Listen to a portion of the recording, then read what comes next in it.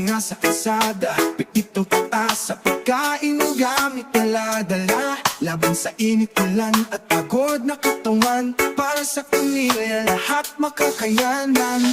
Oo, delivery rider kami, pero wala kayong karapatang mang-ate. Hanggat hindi kayo ang nagpapakain, wala kayong pagwag sa hirap namin. Hiling lang namin, sana'y maayos nyo kaming tratuin.